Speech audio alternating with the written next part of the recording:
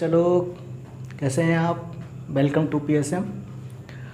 और आज मैं आपके पास लाया हूँ nodes and nodal plane atomic structure 11th की बुक का जो दूसरा चैप्टर है। उस चैप्टर में ये एक टॉपिक हुआ करता है जहाँ पर बच्चों को अक्सर प्रॉब्लम आ जाया करती है। तो इस टॉपिक के बारे में आज मैं आपको बताऊंगा, ठीक है। तो चलिए जल्दी शुरू करते हैं कि नोड्स एंड नोडल प्लेन क्या होते हैं। नोड को जानने के लिए सबसे पहले आपको जानना होगा एटॉमिक ऑर्बिटल के बारे में, ठीक है, एटॉमिक ऑर्बिटल के बारे में। तो चलिए बताते हैं आपको।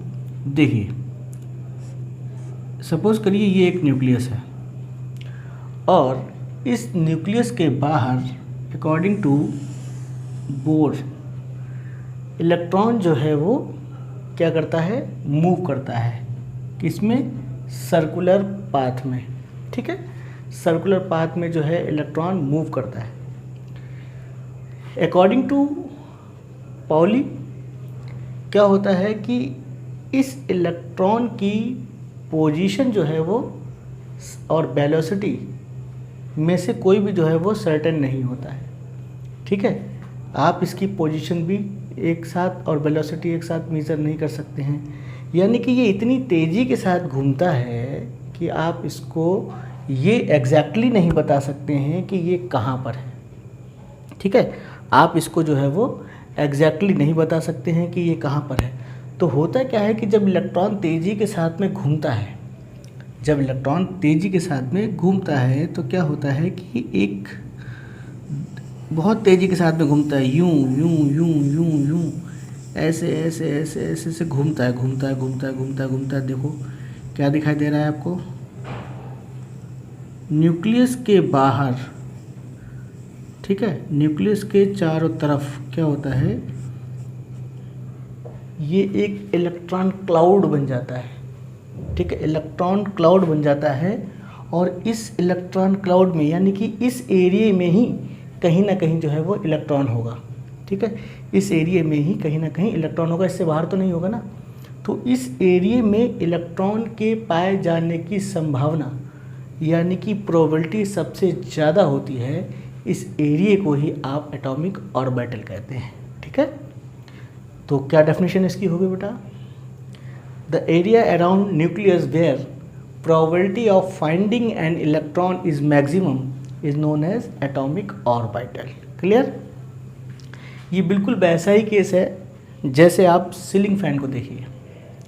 सीलिंग फैन में क्या होता है, सीलिंग फैन में आप जब फैन बंद कर देंगे तो आपको फैन जो होते हैं ना, उसके ब्लेड्स जो होते हैं वो आपको बिल्कुल साफ साफ दिखाई देंगे। और फिर जब आप उसको फ़ैन को चला देते हैं तो फ़ैन इतनी तेज़ी के साथ में घूमता है कि आप उस ब्लेड्स को काउंट नहीं कर सकते हैं कि ये ब्लेड जो है वो कहाँ पर है। बट एक सर्कुलर एरिया बन जाता है तो आप ये कह सकते हैं कि इसमें ही कहीं ना कहीं जो है वो ब्लेड्स है। बिल्कुल वही केस यहाँ पर है, ठीक है। अब आप बोलेंगे सर आप तो एटॉमिक ऑर्बिटल पढ़ाने लगे, आप तो नोड के बारे में बात कर रहे थे। गुड। तो ऐसा एरिया जहाँ पर इलेक्ट्रॉन सबसे ज़्यादा प्रोबेबिलिटी होती है मिलने की, उस एरिया को आप बोलते हैं एटॉमिक ऑर्बिटल। और इसका ठीक उल्टा जो है वो होता है नोड। एरिया और रीजन कहाँ, ऑर्बिटल्स में एरिया और रीजन, या फिर न्यूक्लियस के बाहर एरिया, ऐसा एरिया जहाँ पर इलेक्ट्रॉन मिल ही नहीं सकते किसी कंडीशन में, ठीक है, मिल ही नहीं सकते। ये कौन सा एरिया होता है भाई, देखिए ये न्यूक्लियस है, इस न्यूक्लियस के बाहर इलेक्ट्रॉन जो होते हैं वो इस सर्कुलर पाथ में मूव कर रहा है, इस सर्कुलर पाथ में मूव कर रहा है, ठीक है। तो इन दोनों सेल के बीच में ये एरिया कहीं ना कहीं खाली है, ये वाला। तो यहाँ पर इलेक्ट्रॉन किसी भी कंडीशन में नहीं हो सकता है। तो ऐसा एरिया या फिर ऐसा रीजन जहाँ पर इलेक्ट्रॉन के पाए जाने की बिल्कुल भी संभावना नहीं होती है, प्रोबेबिलिटी बिल्कुल नहीं है, उस एरिया को आप क्या बोलते हैं, नोड, ठीक है। Node of the atomic orbitals या नोड ऑफ द एटम, ठीक है। तो ये आपके पास में नोड की डेफिनेशन हुई, ठीक है। जस्ट बिल्कुल उल्टा है किसके, एटॉमिक ऑर्बिटल के। एटॉमिक ऑर्बिटल में मैक्सिमम प्रोबेबिलिटी होती है, यहाँ पर मिनिमम या ज़ीरो प्रोबेबिलिटी होती है। क्लियर। नेक्स्ट है आपके पास में नोडल प्लेन। तो वही नोडल प्लेन भी वही है। अगर हम कोई प्लेन जो है पास करें न्यूक्लियस के थ्रू या फिर एटॉमिक ऑर्बिटल के थ्रू, तो उसमें भी क्या होगा बेटा कि ऐसा प्लेन जहाँ पर इलेक्ट्रॉन बिल्कुल हो ही ना, probability a plane passing through the nucleus और orbital where probability of finding an electron is zero और minimum is also known as what, nodal plane. तो नोड और नोडल प्लेन दोनों में ही आप एक चीज़ याद रख लीजिए कि इलेक्ट्रॉन के पाए जाने की प्रोबेबिलिटी जो है वो ज़ीरो होगी, ठीक है। तो आप ये रख सकते हैं। अच्छा, ये जो नोडल प्लेन होता है ये हमेशा ऑर्बिटल्स के परपेंडिकुलर होता है। एक चीज़ मैं आपको बहुत ध्यान से आप सुनिए और मैं बताना चाहूँगा कि चाहे वो नोड हो या फिर जो है वो नोडल प्लेन हो, दोनों ही जो है वो ऑर्बिटल्स के लिए निकाले जाते हैं, ठीक है बेटा। दोनों ही जो है वो ऑर्बिटल के लिए निकाले जाते हैं। चलिए अब देखिए नोड्स के टाइप क्या होते हैं, कितने टाइप का नोड होता है। तो नोड जो होते हैं बेटा आपके पास दो टाइप के होते हैं। एक होता है आपके पास एंगुलर नोड जिसको आप AN से दिखाते हैं, ठीक है, और दूसरा होता है रेडियल नोड जिसको आप RN से दिखाते हैं। जो AN होता है वो उसकी वैल्यू जो होती है वो L के बराबर होती है। अब ये L क्या होता है, ये L जो होता है वो होता है एजीम्यूथल क्वांटम नंबर या फिर सेकंड क्वांटम नंबर जो आपने पढ़ी होगी, ठीक है। पहले आपने पढ़ी होगी प्रिंसिपल क्वांटम नंबर और दूसरी आपने पढ़ी होगी एजीम्यूथल क्वांटम नंबर। तो ये एजीम्यूथल क्वांटम नंबर के बराबर एंगुलर नोड के नंबर हो जाया करते हैं। नेक्स्ट हमारे पास है रेडियल नोड। रेडियल नोड जो होता है वो आपके पास में कैसा होता है, सॉरी इसके नंबर कितने होते हैं, n-l-1, यानी कि principal quantum number minus azimuthal quantum number -1। तो टोटल नोड हमारे पास कितने होंगे, टोटल नोड हमारे पास एंगुलर नोड को और रेडियल नोड को आप जोड़ दीजिए। एंगुलर नोड L, ये रेडियल नोड n-l-1, तो ये n-1 आ जाया करते हैं आपके पास में, ठीक है बेटा। तो ये आपके पास, अच्छा रेडियल नोड में एक चीज़ मैं आपको बता दूं, ये स्फेरिकल होते हैं, ठीक है। जो हम अभी नोड की बात कर रहे थे ऊपर, वो हम रेडियल नोड की बात कर रहे थे, ठीक है। और एंगुलर नोड जो होते हैं ये नॉन स्फेरिकल होते हैं, ठीक, नॉन स्फेरिकल होते हैं। तो टोटल नोड हमारे पास कितने आ गए, n-1, ठीक है। तो ये तो हुई नोड की बात, इसको नोट कर लीजिए आप। नोड की बात है, इसको नोट कर लीजिए, फिर अभी क्वेश्चन कराते हैं आपको इसके ऊपर, ठीक है। नोट करिए, स्क्रीनशॉट ले लीजिए।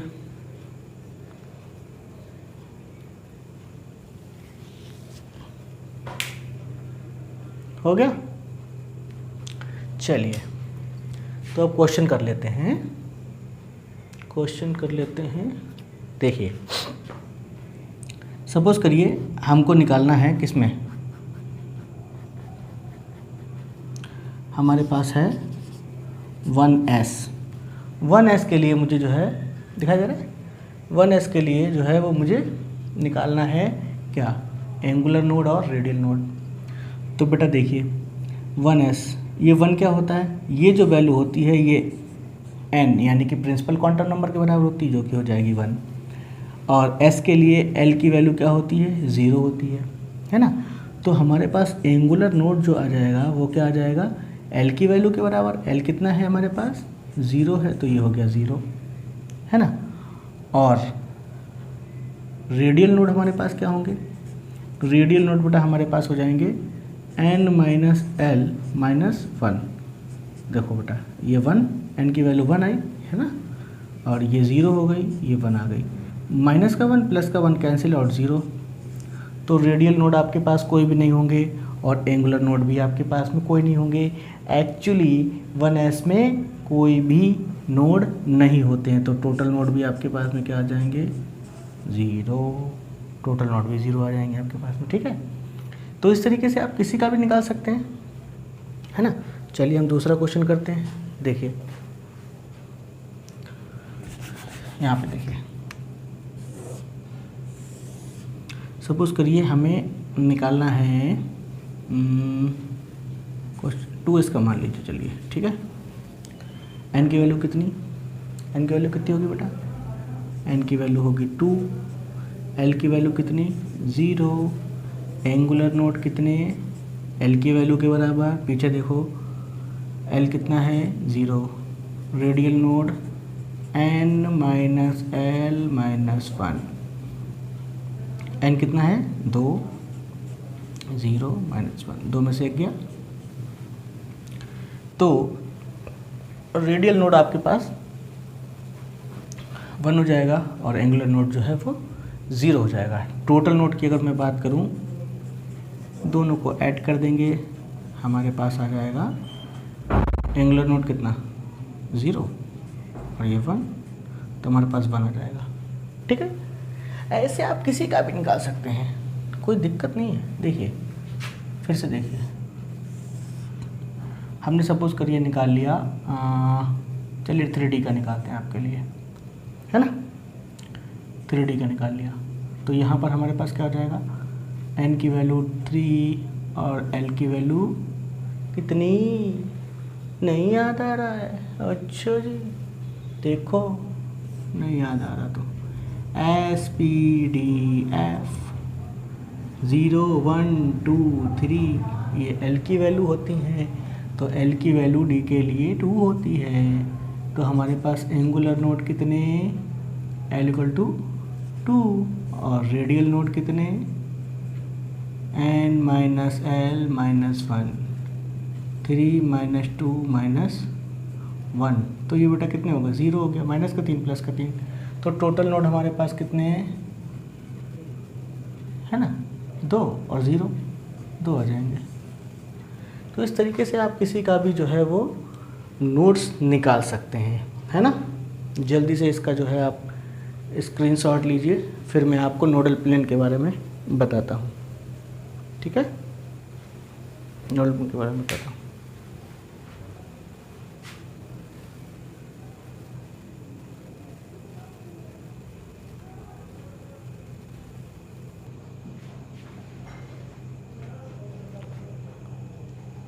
देखिए अभी क्या है कि अब हम पढ़ेंगे नोडल प्लेन के बारे में। ठीक है, तो नोडल प्लेन की डेफिनेशन तो आप लोगों को पता लग ही गया था, है ना। अब हम पढ़ेंगे कि नोडल प्लेन का नंबर कैसे निकाला जाता है। तो नोडल प्लेन का जो नंबर होता है बेटा वो सिंपली एजीमुथल क्वांटम नंबर के बराबर होता है। ठीक है, that is L। Clear. For example हम देखें अगर 2p, तो 2p हो चाहे 3p हो, कुछ भी हो, p के लिए l की वैल्यू कितनी होती है 1, तो सिंपली 1 हो जाएगा आपके पास में।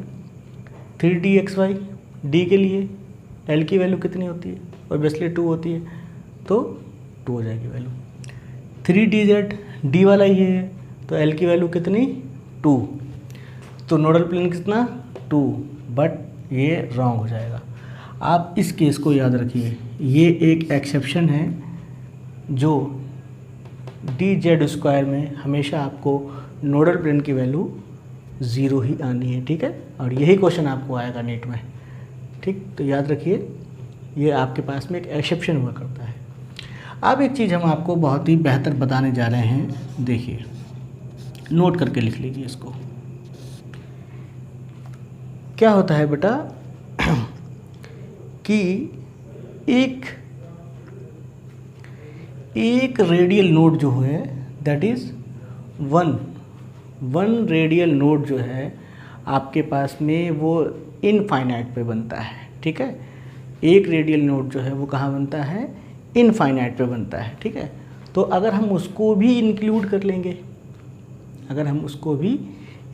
लेंगे, तो हमारे पास जो है वो कितनी वैल्यू आएगी, हम उसके बारे में पढ़ेंगे। देखिए पहले हमारे पास रेडियल नोड की जो वैल्यू थी वो थी n माइनस l माइनस 1। अब हमने एक इनफाइनाइट पे जो बनता है उसको भी ऐड कर लिया, तो हमारे पास रेडियल नोड कितने हो गए बेटा, n माइनस l हो गए। ठीक, और एंगुलर नोड तो हमारे पास पहले से ही जो है वो l थे, तो टोटल नोड हमारे पास अब कितने हो जाएंगे, angular node plus radial node को आप ऐड कर दीजिए, तो ये हो जाएगा, ये हो जाएगा L, ये हो जाएगा N माइनस L, L से L कट जाएगा तो क्या आ जाएगा N। तो आपके पास अब जो है वो टोटल नोड N यानी कि प्रिंसिपल, दिख रहा है, टोटल नोड जो है वो इधर नहीं दिख रहा है, चलिए मैं इधर लिख देता हूँ।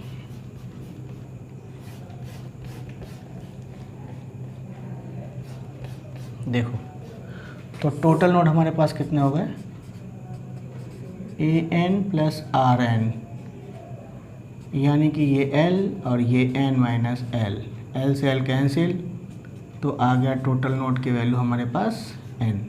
तो अब जो है वो आपके पास टोटल नोड की वैल्यू N यानी कि प्रिंसिपल क्वांटम नंबर के बराबर आएगी। ठीक है, फिर से देख लीजिए, एक रेडियल नोड जो है वो इनफाइनाइट पे बनता है, अगर हमने उसको भी इंक्लूड कर लिया तो हमारे पास रेडियल नोड की वैल्यू जो है, जो पहले से थी उसमें एक और ऐड कर देंगे तो हमारे पास आ जाएगा N माइनस L। और एंगुलर नोड में तो कोई फ़र्क नहीं पड़ेगा, वो तो वैसे के वैसे ही रहेगा, जैसे पहला था वैल्यू उतनी अभी आएगी। ठीक है, तो टोटल नोड हमारे पास कितने हो जाएंगे, दोनों को ऐड करेंगे तो N यानी कि प्रिंसिपल क्वांटम नंबर के बराबर ही आएगी। तो ये आपके पास में नोड और नोडल प्लेन का कॉन्सेप्ट हुआ। मुझे नहीं लगता कि शायद कुछ रह गया होगा, सारा कुछ यहाँ पे हो गया है और बहुत ही इजी वे में आपको मैंने पढ़ाया।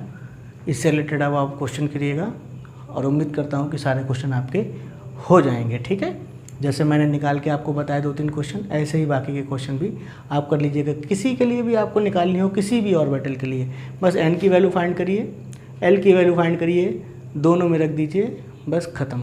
ओके, चलिए मिलते हैं फिर, हैं, पढ़ाई करते रहिए। Wish you very all the best, bye bye.